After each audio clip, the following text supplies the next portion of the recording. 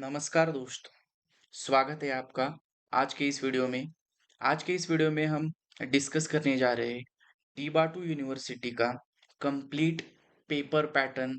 इसका मतलब आज के इस वीडियो में हम स्टूडेंट को जितने भी डाउट्स है रिगार्डिंग टू पेपर चेकिंग सभी हम आज के इस वीडियो में डिस्कस करने जा रहे हैं। तो मेक श्योर दैट वीडियो जो है लास्ट तक देखे। आपका जो भी डाउट है वो सब आज के इस वीडियो में हम क्लियर करने वाले हैं। तो regarding to paper checking complete जो आपका प्रोसेस होता है ये आज के इस वीडियो में हम डिस्कस करने वाले हैं। और जो भी स्टूडेंट के कॉमन डाउट्स है रिगार्डिंग टू पेपर चेकिंग सभी डाउट्स आज के इस वीडियो में हम क्लियर करने वाले हैं। तो चलिए वीडियो को स्टार्ट करते हैं। तो first point is paper checking mode and who check paper. तो आपका पेपर चेकिंग मोड जो होता है वो ऑनलाइन तरीके से होता है। तो इसमें देखो क्या होता है, आप आपके जितने भी पेपर आपने लिखे हैं सभी कॉलेज के जितने भी पेपर्स होते हैं वो सभी पेपर्स यूनिवर्सिटी में जाते हैं। और यूनिवर्सिटी में उसकी स्कैनिंग होती है, उसकी स्कैनिंग होती है। और स्कैनिंग होने के बाद वो हर एक सब्जेक्ट टीचर को भेजे जाते हैं स्कैन के रूप में। और वहां पर ऑनलाइन मोड में आपके सभी पेपर्स चेक होते हैं। तो यहाँ पर आपके जो पेपर होते हैं तो इजी टू मॉडरेट लेवल से चेक होते हैं। इतना भी कुछ हार्ड नहीं होता। आपको आपने अगर अच्छे से पेपर लिखा है तो आपको मार्क्स मिल जाएंगे, don't worry about that. Next is marking scheme. तो मार्किंग स्कीम आपकी बेस्ट दो सब्जेक्ट आपको यहाँ पर मैं बताता हूँ। मतलब आपका जो थ्योरी बेस्ड सब्जेक्ट होता है like energy environment, chemistry, physics और इस तरीके के जो सब्जेक्ट होते हैं तो इसमें आपको कम से कम 6 मार्क्स के लिए 3 या 3.5 पेजेस लिखने पड़ते हैं, और वो भी अच्छे हैंडराइटिंग में। तो अगर आपने 3 and 3.5 मतलब 3.5 पेजेस लिखे तो आपको 6 में से वो 5.5 और 6 दे सकते हैं मार्क, और पॉइंट वाइज अच्छे से चीजें लिखी है तो।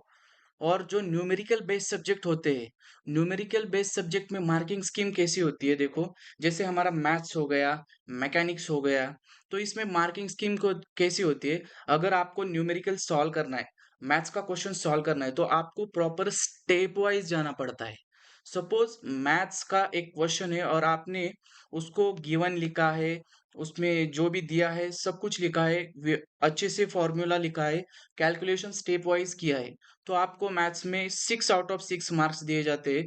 और अगर इन केस आप पूरे स्टेप्स तक नहीं पहुंचते लेकिन जितना आपको आता है उतना स्टेप बाय स्टेप लिखते हैं तो भी आपको 6 में से कुछ तो मार्क्स दिए जाते हैं। कुछ तो मतलब जितना आपने अच्छे से लिखा है उसके हिसाब से मार्क्स दिए जाते हैं। तो अगर आपका प्रॉपर आंसर भी नहीं है और आपने अच्छे से स्टेप वाइज लिखा है तो आपको 4-5 मार्क्स मिल जाते हैं, डोंट वरी अबाउट दैट।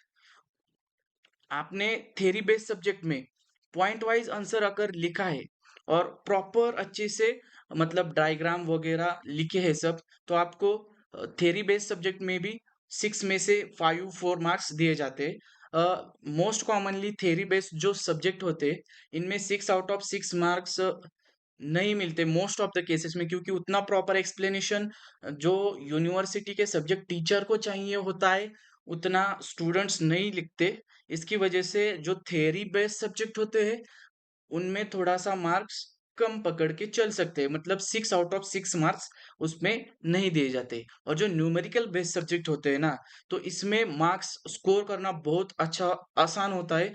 इसका मतलब आपने अगर given formula and proper steps लिखा है, तो आपको 6 आउट ऑफ 6 मार्क्स मिल सकते हैं। इसलिए मैथ्स M1, M2, M3 इसमें स्कोरिंग करना बहुत ही आसान है, लेकिन क्यों स्टूडेंट्स को वो हार्ड लगता है पता नहीं। तो चलो नेक्स्ट पॉइंट देखते हैं। नेक्स्ट पॉइंट है मार्क रीचेकिंग एंड रिवॉल्यूशन। तो ये पॉइंट मैंने इसलिए इंक्लूड किया है, सपोज इन केस आपके मार्क्स किसी सब्जेक्ट में कम आए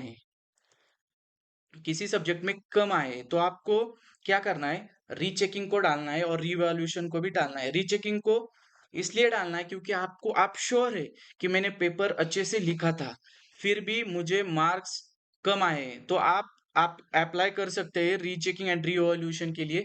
अप्लाई कैसे करना है इसके ऊपर मैं नेक्स्ट वीडियो बना दूँगा, लेकिन आप रीचेकिंग के लिए तभी अप्लाई करना जब आप श्योर है। इन केस मुझे पता है कि मैंने पेपर अच्छा लिखा है, फिर भी मुझे मार्क्स नहीं मिले, जो जितने चाहिए थे उतने नहीं मिले। तो ये रीचेकिंग के प्रोसेस कैसे होते हैं, आपका पेपर जो भी आपके सब्जेक्ट टीचर है, वो चेक करते हैं। अगर आपने रीचेकिंग को डाला, तो आपका जो भी पेपर है, सपोज़ आपका फिजिक्स का पेपर है और फिजिक्स के आपके जो सब्जेक्ट टीचर है, वो आपका पेपर चेक करते हैं और वो फिर यूनिवर्सिटी को बताते हैं कि कितने मार्क्स बढ़ते हैं या फिर नहीं है। तो ये रीचेकिंग का प्रोसेस होता है। अगर आपको इसको इसके ऊपर एक डेडिकेटेडली वीडियो चाहिए, तो आप कमेंट सेक्शन में बता देना, मैं उसके ऊपर भी आपको वीडियोस प्रोवाइड कर दूंगा। ओके, तो नेक्स्ट पॉइंट डिस्कस करते हैं, कॉमन मिस्टेक एंड टिप्स जो कि स्टूडेंट पेपर लिखते समय करते हैं और इसे कैसे अवॉइड करना है, आज के इस वीडियो में देखते हैं। फर्स्ट तो देखो यार, पेपर जो चेक होता है वो ऑनलाइन मोड में चेक होता है, तो इसलिए हैंडराइटिंग जो है आपकी वो बहुत ही मैटर करती है।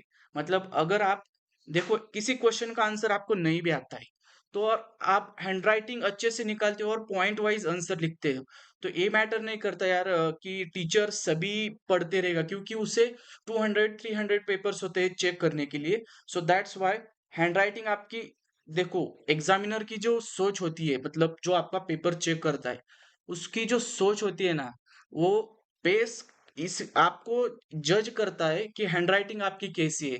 तो इसी ऊपर आपको मार्क्स मिलते हैं। तो मेक श्योर दैट कभी भी आप यूनिवर्सिटी का एग्जाम लिख रहे हैं, तो भले ही आपको एक क्वेश्चन कम आता हो, लेकिन आप जितना आपको आता है उतना अच्छे से लिखोगे प्रॉपर पॉइंट वाइज, तो आपको बहुत ही अच्छे मार्क्स यूनिवर्सिटी में मिल सकते हैं। देन जो आपके थ्योरी बेस्ड सब्जेक्ट होते हैं ना, मोस्ट ऑफ द स्टूडेंट को थ्योरी बेस्ड सब्जेक्ट में मार्क्स कम आते हैं।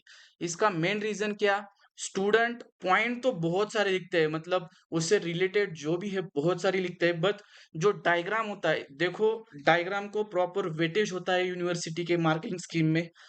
अगर आप डायग्राम मिस कर दोगे तो आपको 6 में से 2 या 1 मार्क्स तो ऑलरेडी स्किप हो जाएँगे। तो इसीलिए डायग्राम बहुत इम्पोर्टेंट होता है। तो आप इसके बाद जब भी आप कभी भी एग्ज़ाम के पेपर्स लिख रहे हो, तो आप यार मेक श्योर करना प्रॉपर नोट्स वगैरह खुद के खुद बनाना, यूनिवर्सिटी के टीचर्स के ऊपर डिपेंड मत रहना और खुद के खुद बनाना। ओके? तो ये एक इम्पोर्टेंट टिप्स है स्टूडेंट के लिए। देन मिसिंग स्टेप, अगर देखो आप मैथ्स में आप स्टेप वाइज आंसर लिख रहे हो, कोई दिक्कत नहीं है। अगर स्टेप 1 और 2 स्टेप मिस भी कर दोगे तो मैथ्स में कोई दिक्कत नहीं होती। बट आप सीधा गिवन लिख रहे हो, उसके बाद फॉर्मूला लिख रहे हो और उसके बाद डायरेक्ट आंसर लिख रहे हो, तो ये चीजें अवॉइड करो। उससे हाफ ही मार्क आपको मिलेंगे और मोर इवन हाफ पेक्षा कम मार्क आपको मिलेंगे। Okay, so next is frequently ask question, जो स्टूडेंट के मन में जो भी जितने भी डाउट है रिगार्डिंग टू पेपर चेकिंग। अभी जो लेटेस्ट पैटर्न आया है एमसीक्यू वाला, आपको 12 एमसीक्यू फिक्स रहते हैं क्वेश्चन नंबर 1 में। उसमें स्टूडेंट का बहुत ही कॉमन डाउट है, वो है एमसीक्यू में मिस्टेक। तो देखो यार, एमसीक्यू में मिस्टेक मतलब आपने कोई आंसर लिखा था पहले और आपने बाद में उसे रफ किया और दूसरा आंसर लिखा, तो क्या इसके मुझे मार्क्स मिलेंगे? तो देखो, ये जो इसका आंसर है ना कंप्लीट आपके पेपर चेकर पे डिपेंड होगा। मतलब अगर आप पास हो रहे हो पेपर पे, तो आपको मार्क्स वो दे भी सकता है, क्योंकि नहीं नहीं भी दे सकता है, क्योंकि देखो ये पूरा डिपेंड है पेपर चेकर के ऊपर। अगर आप इन केस पास नहीं हो रहे हो और एमसीक्यू आपके अच्छे मतलब करेक्ट आ रहे हैं, तो आपको इन केस वो श्योर मार्क्स दे देगा, उसकी कोई दिक्कत नहीं है। नेक्स्ट क्वेश्चन है MCQ answer return in only option. आपने एमसीक्यू के जो आंसर है ओनली ऑप्शन में ओनली उसके ऑप्शन लिखे, तो भैया क्या मुझे इसके मार्क्स मिलेंगे? तो डेफिनेटली आपको इसके मार्क्स मिलेंगे।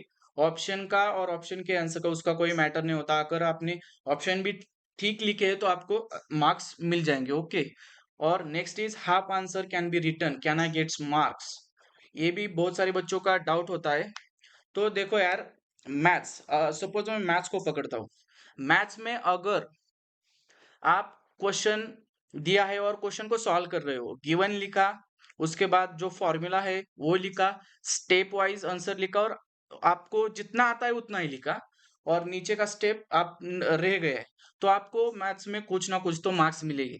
और अदर सब्जेक्ट में देखो, जैसे मैकेनिक्स होता है, मैकेनिक्स में भी आप एटलीस्ट उसकी थ्योरी भी लिखोगे तो आपको मार्क्स दी जाएगी, क्योंकि पेपर चेकिंग इतनी भी हार्ड नहीं होती कि आपको ऐसा कंसिडर किया जाता है कि आपको पूरा डिटेल आंसर ही चाहिए, इसके बिना आपको मार्क्स नहीं दिए जाते। तो एटलीस्ट आपने कुछ ना कुछ तो लिखा है, तो आपको डेफिनेटली मार्क्स मिलेंगे।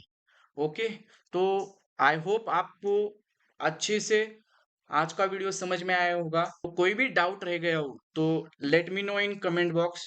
और हाँ, और एक चीज, आपके यूनिवर्सिटी के रिगार्डिंग मैं लेक्चर्स अपलोड कर रहा हूँ, तो मेक श्योर दैट आपके लिए ये चैनल बहुत ही इंपॉर्टेंट होने वाला है। तो पहले चैनल को सब्सक्राइब कर लो, और अगर नए हो तो चैनल को ज्वाइन करना यार प्लीज, क्योंकि आपके लिए बहुत ही चीजें शानदार आने वाली है। आपके लिए मैं अरेंज कर रहा हूँ PYQs प्लस सॉल्यूशंस, सभी चीजें मैं यहाँ पर डिस्कस करने वाला हूँ, और सभी चीजें फ्री होने वाली है। तो आपके जो डेडिकेटेडली बच्चे स्टूडेंट है, अगर आपको M1 M2 M3 अच्छे से एक्सेलेंट स्कोर करना है ना, तो आप चैनल को मेक श्योर ज्वाइन करना, क्योंकि मैं आपके लिए लेक्चर सीरीज लाने वाला हूँ सिर्फ डेडिकेटेडली आपके लिए। तो चैनल को ज्वाइन करना यार। मिलते हैं अगले वीडियो में, और ये भी बताना नेक्स्ट वीडियो किस टॉपिक पर चाहिए, मैं आपके लिए प्रोवाइड कर दूंगा। और